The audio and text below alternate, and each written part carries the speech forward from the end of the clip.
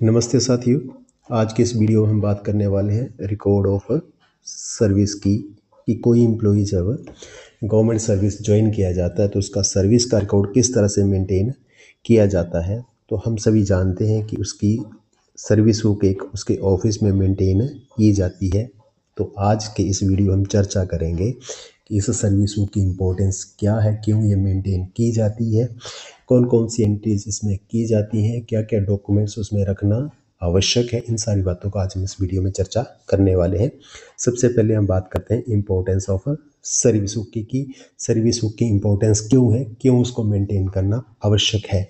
तो हम सभी जानते हैं किसी भी एम्प्लॉय के जीवन में उसकी रिटायरमेंट के पश्चात उसका पेंशन एक महत्वपूर्ण उसका भाग रहता है। तो जब भी पेंशन का निर्धारण उसकी रिटायरमेंट के समय किया जाता है तो इस आधार पर किया जाता है कि उसकी सर्विस बुक में क्या क्या एंट्रीज की गई है, क्योंकि जब उसका पेंशन केस एजी को भेजा जाता है तो उसके साथ सर्विस बुक को भी भेजा जाता है। और एजी सर्विस बुक में की गई एंट्रीज के आधार पर, पे की एंट्रीज के आधार पर, उसकी सर्विस वेरिफिकेशन के आधार पर उसकी पेंशन का निर्धारण करता है या अन्य बेनिफिट्स का निर्धारण करता है।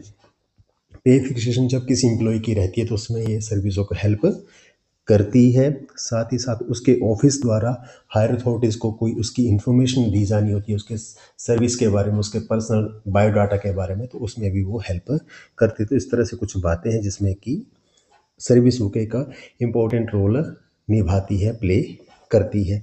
अब हम बात करते हैं सर्विस बुक को मेंटेन करने के बारे में। सामान्यतः हमारे पास सर्विस बुक के रूप में एक रजिस्टर आता है और रजिस्टर को ही हम दो भागों में मेंटेन करते हैं, जिसको कि हम वॉल्यूम 1 और वॉल्यूम 2 के नाम से जानते हैं। अलग अलग से ये भाग नहीं रहेंगे, उसी में रहेंगे। तो वॉल्यूम 1 जो है वो किस प्रकार से होगा, उसमें क्या रहेगा, हम जो भी उसका बायोडाटा लिखते हैं फर्स्ट पेज पर, और उसके बाद आगे उसके उस रजिस्टर में जो भी एंट्रीज करते हैं, उसकी पे की है, उसकी सर्विस वेरिफिकेशन की, एनुअल इंक्रीमेंट के, लीव की, उसको वॉल्यूम फर्स्ट के नाम से जाना जाता है।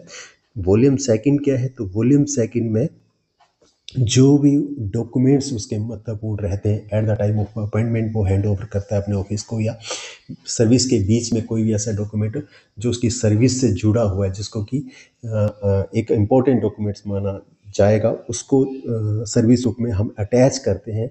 कई जो ऑफिशियल है उसके अगले भाग में उसको अटैच कर देते हैं टैग के साथ, और कोई जो है वो उसको उसके पिछले भाग में उसको अटैच करते हैं। तो उस जो डॉक्यूमेंट्स को जो है वो वॉल्यूम सेकंड के रूप में जाना जाएगा। अब हम बात करते हैं कि सर्विस बुक को मेंटेन किस प्रकार से किया जाएगा। तो fundamental rule, supplementary rule, part first जो है उसके सप्लीमेंट्री रूल 196 से 203 में सर्विस बुक के बारे में कहा गया है कि सर्विस बुक को किस प्रकार से मेंटेन किया जाएगा। तो SR 196 की हम बात करते हैं। SR 96 ये कहता है कि जितने भी गवर्नमेंट ऑफिशियल्स हैं उनकी सर्विस उनके कंसर्न्ड ऑफिस द्वारा मेंटेन की जाएगी। ये उसके ऑफिस का जो हेड है उसकी रिस्पॉन्सिबिलिटी है कि वो उस सर्विस बुक को मेंटेन करे अपने ऑफिशियल्स के माध्यम से। SR 197 की बात करते हैं। SR 197 ये कहता है जितने भी रेगुलर एम्प्लॉइज हैं उनकी सर्विस बुक मेंटेन की जाएगी।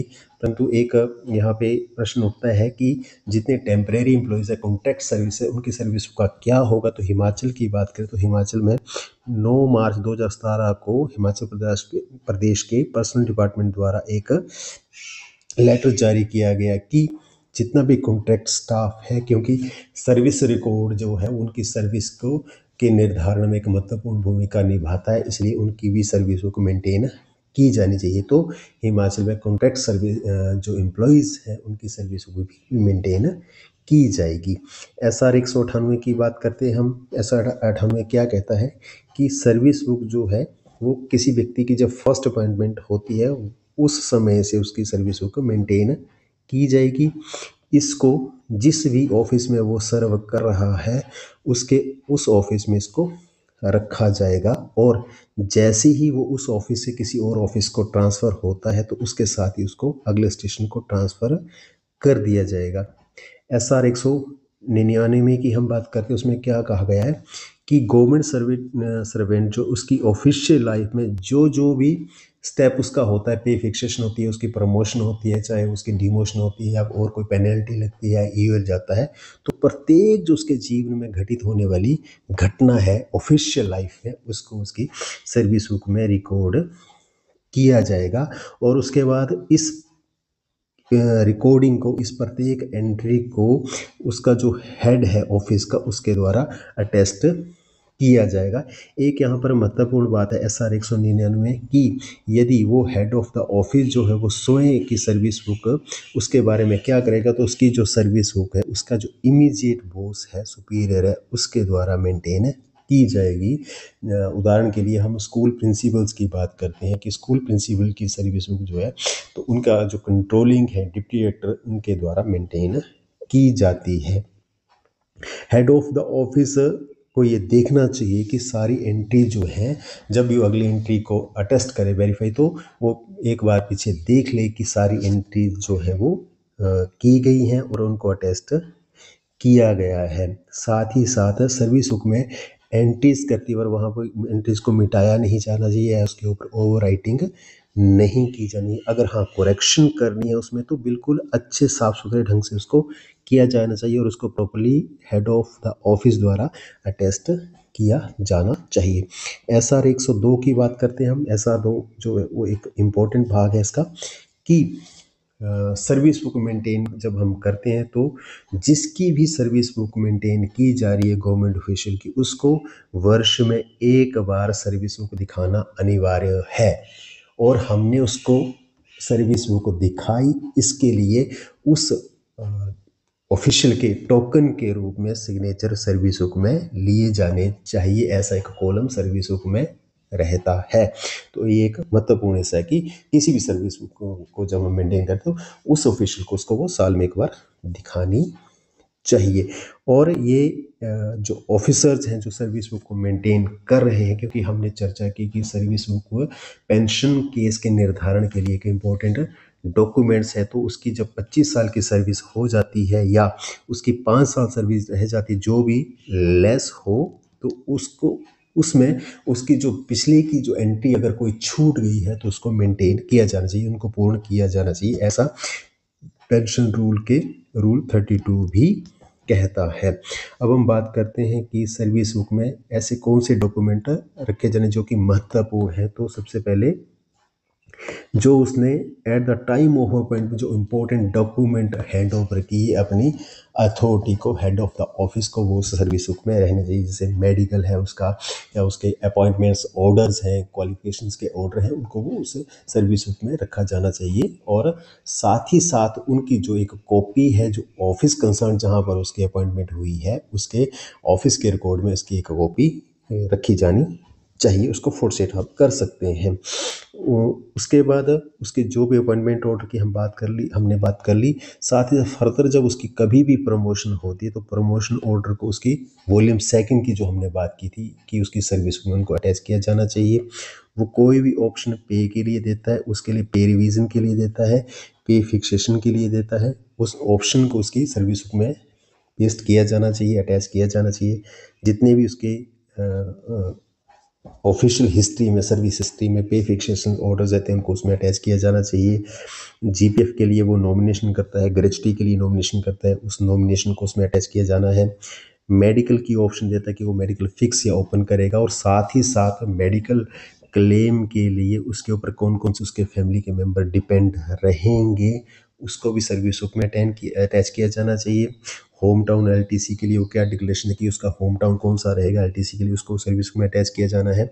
और बाकी कोई और इम्पोर्टेंट डॉक्यूमेंट्स जो कि उसकी further up to retirement service में उसके साथ उसकी सर्विस में हेल्प करेगा, उन सारे डॉक्यूमेंट्स को उसमें अटैच किया जाना चाहिए वॉल्यूम 2 के रूप में। जैसे कि हम बात करते हैं कि 2022 में जब गवर्नमेंट द्वारा OPS की नोटिफिकेशन की गई तो उसके साथ एफिडेविट्स दिए गए थे, क्योंकि इन एफिडेविट्स के आधार पर AG NPS एम्प्लॉय जो थे जिन्होंने OPS को ऑप्ट किया था उनकी पेंशन का निर्धारण करेगा, तो वो भी OPS के जो एफिडेविट उनको जैसे कि अटैच किया। तो इस प्रकार से कुछ इंपॉर्टेंट डॉक्यूमेंट उनकी सर्विस बुक में अटैच किए जाने चाहिए।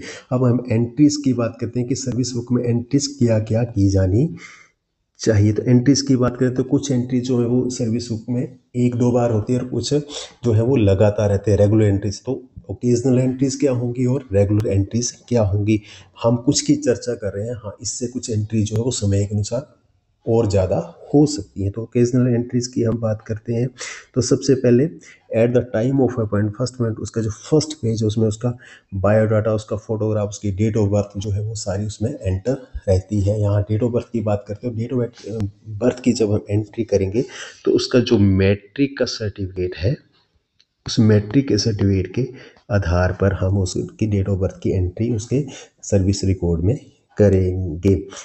साथ ही साथ हम फिर आगे लिखते हैं उसकी पोस्ट क्या है, उसका ऑफिस, पे लेवल, डिटेल्स ऑफ ऑर्डर हम उसमें at the time of appointment लिखते हैं। उसका जीपीएफ अकाउंट नंबर लिखना उसमें ज़रूरी है, पीएमएस कोड भी हम लिखते हैं। जीआईस की हम बात करते हैं, ग्रुप इंश्योरेंस स्कीम की, क्योंकि at the time of retirement, after retirement उसकी जब ग्रुप इंश्योरेंस स्कीम का उसका जब निर्धारण किया जाता है तो ट्रेजी उसकी सर्विस की एंट्री के आधार पर उसको करती है। तो एक महत्वपूर्ण एंट्री है।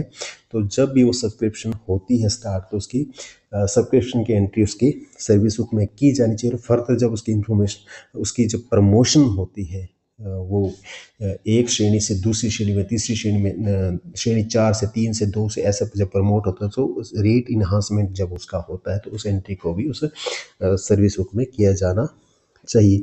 कोई अन्य स्पेशल लीव वो एम्प्लॉय, जैसे महिलाओं के मामले में बात करें तो मैटरनिटी लीव है, पुरुषों के मामले में पैटर्निटी लीव है, चाइल्ड केयर लीव है, ऐसी लीव की भी एंट्री उसमें की जानी चाहिए।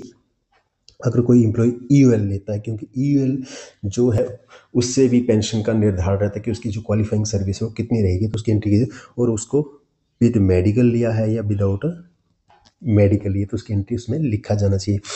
डिपार्टमेंट ने कोई किसी एम्प्लॉय के विरुद्ध एडवर्स एक्शन लिया है उसको उसमें लिखा जाना चाहिए। कोई एम्प्लॉय अगर सस्पेंड हुआ तो उसके सस्पेंशन पीरियड, साथ ही साथ उसकी जब इंक्वायरी होती है तो इंक्वायरी के पश्चात उसका जो कंक्लूजन है कि वो पेंशन का जो सस्पेंशन का पीरियड है वो क्वालिफाइंग सर्विस के लिए काउंट किया जाना चाहिए या नहीं किया जाना चाहिए, उसको भी उसमें लिखा जाना चाहिए। क्योंकि हम सभी जानते हैं कि ग्रेच्युटी का निर्धारण जो होगा वो उसकी क्वालिफाइंग सर्विस के आधार पर होगा। और साथ ही साथ क्वालिफाइंग सर्विस जो है, क्योंकि हम जानते हैं कि पेंशन पाने के लिए मिनिमम जो क्वालिफाइंग सर्विस चाहिए वो 10 साल चाहिए।